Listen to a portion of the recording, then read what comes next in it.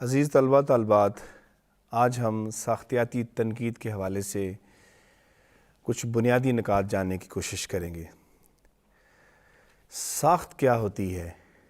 ساخت جسے انگریزی میں سٹرکچر کہا جاتا ہے۔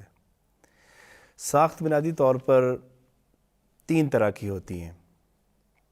ایک ساخت تعمیراتی ساخت ہوتی ہے جسے ہم آرکیٹیکچرل ساخت کہتے ہیں۔ ایک ساخت نامیاتی ساخت ہوتی ہے جسے ہم آرگینک ساخت کہتے ہیں، اور ایک ساخت ریاضیاتی ساخت ہوتی ہے جسے میتھمیٹیکل سٹرکچر کہا جاتا ہے۔ تعمیراتی ساخت آپ اپنے ارد گرد مشاہدہ کرتے رہتے ہیں، ایسی ساخت جس کا کوئی ڈھانچہ نظر آ رہا ہو، یعنی ساخت کا وہ نظام جو آپ جس کو دیکھ سکتے ہیں، جس میں سے کوئی چیز منہا کر سکتے ہیں، جس میں کوئی چیز ایڈ کر سکتے ہیں۔ لہٰذا یہ ساخت بہت ظاہری اور بنیادی ساختیں ہمارے ارد گرد نظر آ رہی ہوتی ہیں۔ عزیز طلبہ طالبات، ایک ساخت ہوتی ہے نامیاتی ساخت، جس میں ساخت کا ایک حصہ آپ کو نظر آ رہا ہے لیکن دوسرا حصہ آپ کو نظر نہیں آ رہا ہوتا ہے، جیسے جسم اور روح کی ساخت۔ جیسے پانی ہمیں نظر آ رہا ہے لیکن پانی کن مالیکیول سے مل کے بنا ہے وہ آپ نہیں دیکھ رہے، یعنی ساخت کا ایک حصہ آپ کے سامنے ظاہر ہے اور دوسرا آپ نہیں دیکھ رہے۔ اسی طرح ساخت ایک ہوتی ہے میتھمیٹیکل ساخت، یعنی ریاضیاتی ساخت۔ جو تصور ساختیات میں ساخت کا دیا گیا ہے وہ ریاضیاتی ساخت کا تصور ہے، اس پہ ہم تفصیل سے بات کریں گے۔ عزیز طلبہ طالبات، ساخت کا ریاضیاتی تصور جو ساخت کے ہر کمپوننٹ کو، ساخت میں موجود ہر جزء کو اہمیت دیتا ہے، یعنی ساخت میں سے کوئی چیز نہ نکالی جا سکتی ہے نہ اس میں ایڈ کی جا سکتی ہے۔ آپ ریاضی کے کسی ڈیجٹ کو نکال نہیں سکتے۔ آپ یہ نہیں کہہ سکتے کہ میں 20 کو 21 کو خارج کر کے 100 تک پہنچ سکتا ہوں، یا میں 100 کو نکال کے 102 کا تصور ذہن میں لا سکتا ہوں۔ ریاضیاتی ساخت میں ساخت کے اندر ہر کمپوننٹ یا ہر ڈیجٹ پوری طرح موجود ہوتا ہے، اور وہ اس کی مانیاتی یا اس کی ویلیو جو ہوتی ہے وہ وہیں موجود رہتی ہے، اسے آپ خارج نہیں کر سکتے۔ زبان کی ساخت جو ہوتی ہے وہ بھی ریاضیاتی ساخت کی طرح ہوتی ہے، آپ اس سے آگاہ نہیں ہیں لیکن وہ اپنے معنی، اپنی قدر رکھتی ہے۔ عزیز طلبہ طالبات، زبان کا ہر کمپوننٹ ایک ساخت کے ساتھ جڑا ہوا ہے۔ ساخت کا تصور، ریاضیاتی ساخت کا تصور زبان کے اندر یہ سب سے پہلے سوسر نے پیش کیا۔ میں سوسر کی لسانیاتی ساخت پر تھوڑی سی گفتگو کرنا چاہوں گا۔ سوسر جو تھا وہ ماہر لسانیات کے طور پر جانا جاتا تھا۔ اس نے ساخت کا ایک تصور پیش کیا۔ اس نے کہا کہ زبان کے دو حصے ہوتے ہیں، ایک حصہ لینگ ہوتا ہے اور ایک پیرول، جسے ہم نے اردو میں لسان اور کلام سے ترجمہ کیا۔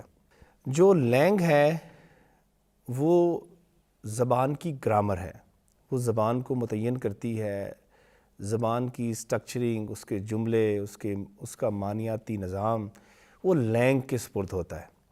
بچہ سب سے پہلے جب زبان سیکھتا ہے تو وہ لینگ تک پہنچنے کی کوشش کرتا ہے۔ سوسر کہتا ہے کہ آپ لینگ تک نہیں پہنچ سکتے بغیر کلام کے، یعنی پیرول کے ذریعے، یعنی جو میں کلام کر رہا ہوں، جو میں گفتگویں سنتا ہوں اپنے ارد گرد، یہ میں لینگ تک پہنچنے کی، یعنی زبان کی گرامر تک جانے کی کوشش کرتا ہوں، اور ایک وقت آ جاتا ہے کہ میں لینگ کو یعنی گرامر کو پوری طرح سمجھ جاتا ہوں۔ گرامر کے بغیر میں زبان کو نہیں سمجھ سکتا، یا میں پیرول یا کلام نہیں کر سکتا۔ سوسر نے پہلی دفعہ زبان کو 2 حصوں میں تقسیم کیا، ورنہ ہمارے ہاں یہ عمومی تصور تھا کہ زبان جو بول رہے ہیں یہی زبان ہوتی ہے۔ اس نے کہا یہ بولی جا رہی ہے، یہ کلام ہے، یہ پیرول ہے۔ اصل زبان جو ہے وہ اس کی لینگ ہے، وہ جس کو اس نے پوئٹکس کے معنوں میں، شعریات کے معنوں میں یا گرامر کے معنوں میں، قواعد کے معنوں میں استعمال کیا۔ لیکن قواعد اور گرامر کے معنی بہت محدود ہوتے ہیں عام طور پر ہمارے ہاں جو لیے جاتے ہیں۔ ہم اس سے صرف جملہ بنانا، معنی کی تشکیل یا حروف کی اقسام، اس طرح کے معنوں میں ہم لیتے ہیں۔ لیکن سوسر نے لینگ کے بہت وسیع معنی لیے۔ اس نے کہا کہ وہ تمام ٹریڈیشنز، وہ رسمات، حتیٰ کہ تلفظ، حتیٰ کہ بولنے والوں کی پوری ثقافت جو ہے وہ اس زبان کی لینگ میں شامل ہوتی ہے۔ بچہ سب سے پہلے جب زبان سیکھتا ہے تو وہ اس گرامر تک پہنچنے کی کوشش کرتا ہے، اور جو ہی وہ گرامر یعنی لسان یا لینگ تک پہنچ جاتا ہے، پھر وہ بہت آسانی سے زبان بولتا ہے، کلام کرتا رہتا ہے۔ لیکن یہ لینگ ہوتی کہاں ہے؟ سوسر نے بتایا کہ لینگ کہیں بھی موجود نہیں ہوتی، یعنی آپ یہ نہیں کہہ سکتے کہ لینگ جو ہے یہ کسی ایک جگہ پڑی ہوئی ہے اور آپ اسے اٹھا کے یا اس کو پوری طرح دیکھ سکتے ہیں۔ گرامر یا لینگ کلام کے ذریعے ہی آپ اس تک پہنچنے کی کوشش کرتے ہیں، اور ہر جگہ کلام ہے، لیکن کلام پورے کا پورا کبھی بھی پوری زبان نہیں ہو سکتا۔ میں یہ دعویٰ نہیں کر سکتا کہ جو میں بول رہا ہوں یہ پوری کی پوری زبان ہے، یا میں پوری کی پوری زبان کو جان چکا ہوں۔ میرے بہت کچھ لکھنے، بولنے، سمجھنے کے باوجود بہت کچھ لینگ میں پڑا رہ جاتا ہے۔ عزیز طالبات، ساختیات کو جاننے سے پہلے ہم اردو تنقید میں یا دنیا بھر کی جو تنقید لکھی گئی اس میں 3 مراحل کا ذکر کرنا چاہیں گے۔ سب سے پہلے تنقید یہ جاننے کی کوشش کرتی ہے کہ متن کے اندر یا فن پارے کے اندر جو معنی ہے وہ کہاں سے دریافت ہو رہا ہے، معنی کہاں سے آیا ہے۔ کیا یہ لکھاری نے معنی دیا ہے؟ یہ جو معنی میں کسی فن پارے میں پڑھ رہا ہوں، کیا یہ معنی لکھاری کا دیا ہوا ہے، مصنف کا دیا ہوا ہے جو مجھ تک پہنچ رہا ہے، یا یہ معنی جو ہے یہ متن میں موجود ہے اور میں اس سے اخذ کر رہا ہوں؟